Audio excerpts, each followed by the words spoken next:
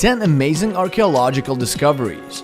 The job of an archaeologist can often be boring and tiresome, digging all day long and brushing away dust from stones only to find nothing. But sometimes the discoveries are so amazing that the archaeologists themselves become speechless. Welcome to 10 amazing archaeological discoveries. At the end of the 19th century, a scientific archaeological expedition dug a ground hill and didn't expect at all to find what they found. As expected, there was a mass grave inside the hill, but the most interesting thing was revealed when they set to examine the bodies. The first thing to pop into their eyes was that the majority of skeletons were very tall, about 2 meters high, and the most remarkable discovery was a horned skull. Not a single one, but most of the skulls had bone growths. Scientific research has failed to explain the skull's nature. In the Austrian town of Fusslam, archaeologists in search of Sumer clay pots found an object which looked like a Nokia mobile phone. According to the preliminary results, the supposed telephone was 2,800 years old, and judging by the soil samples around the discovery, it was concluded that the telephone came from Mesopotamia, not Austria.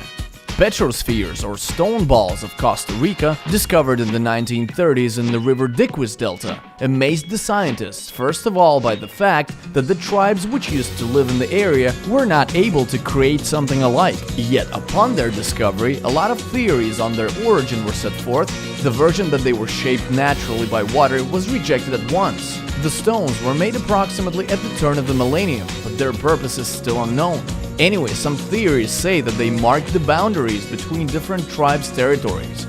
Somewhat 2,000 years before Alessandro Volta was born, Mesopotamia already had electricity, though not like electricity of today. The first known battery of 6 AD caused a sensation upon its discovery. That was a 13-centimeter jar with a bottleneck filled with bitumen, and an iron rod with corrosion traces was wired through it. Inside the jar there was a copper cylinder with an iron stud in it.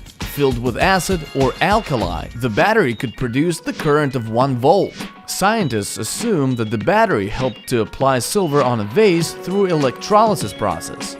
In 1936, during a tomb excavation, an Egyptologist, Walter Emery, discovered among clay pottery an object which is nowadays known as the Sabu disc. As it is evident from the name, the disc has a right round shape and reminds a thin stone plate. Upon the discovery, arguments about the disc's purpose multiplied. There were theories that the disc was a plate for food, but the shape was not particularly convenient.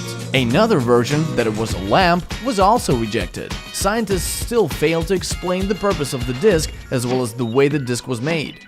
In 1952, Danish archaeologists made a truly mysterious discovery in peat bogs in one of the country's regions. Namely, that was a body of a man who had lived in approximately 200 BC and was called the Man of Gabala. The most amazing thing was that the body was perfectly preserved due to the bog. It had nails on the hands and hair on the head. Only its face and skull were slightly damaged. Thanks to the well-preserved state of the body, it was possible to determine the cause of death, the cut from the ear to the throat. The specialists also managed to find other injuries and even find out what the man ate before death. Moa is a bird species extinct in the 15th century which inhabited New Zealand. This bird was as tall as around 4 meters and weighed nearly 250 kilos. Archaeologists from all over the world know the cases when remains of these huge birds were found and the bird's appearance was reconstructed on their bases. That was before an expedition in New Zealand went to the cave system of Mount Owen. It was in the caves that the expedition discovered a mummified bird's claw. Its state was so intact that it was first assumed that its owner had just died, but then it was found out that the claw belonged to a Moa bird.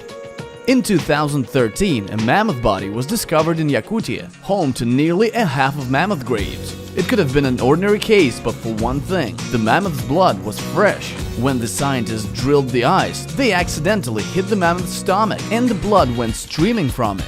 Apart from perfectly preserved and fresh blood, some parts were practically not affected by time either. Thanks to this discovery, scientific circles hope that mammoth cloning will soon be possible.